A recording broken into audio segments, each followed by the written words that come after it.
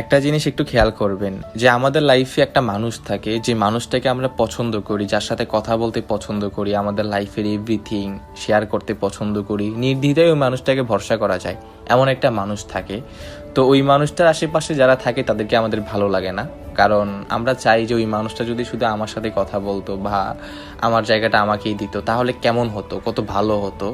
ওই চিন্তাগুলো আমরা করি, এটার জন্য আমরা ওভার থিঙ্ক করি। মানুষ আমাদেরকে পাগল বলে বলে যে তুই একটা মানুষের জন্য এত কিছু কেন করতেছিস। কিন্তু যে মানুষটার জন্য আমরা এত কিছু করি, ওই মানুষটাই যদি আমাদেরকে না বুঝে অন্য কারোর সাথে লাইফের সব কিছু শেয়ার করে বা অন্য একটা মানুষকে প্রাধান্য দেয়, তখন হয় কি আমরা ওই মানুষটাকে ছেড়ে আসতে বাধ্য হই বা কথা বলি না। আর কারণ খারাপ লাগে ভাই, নিজের মানুষটা অন্য কারোর সাথে কথা বললে খারাপ লাগে। সে গার্লফ্রেন্ড বয়ফ্রেন্ড হতে হবে এমন তো কোনো কথা নেই, নিজের একটা মানুষ যার সাথে আসলে সব কিছু শেয়ার করা যায়। ওই মানুষটাই যদি না বুঝে তাহলে কার সাথে কথা বলবো। তো চলে আসতে হয়, খারাপ লাগলো চলে আসতে হয়, নিজে খারাপ হই তাও চলে আসতে হয়।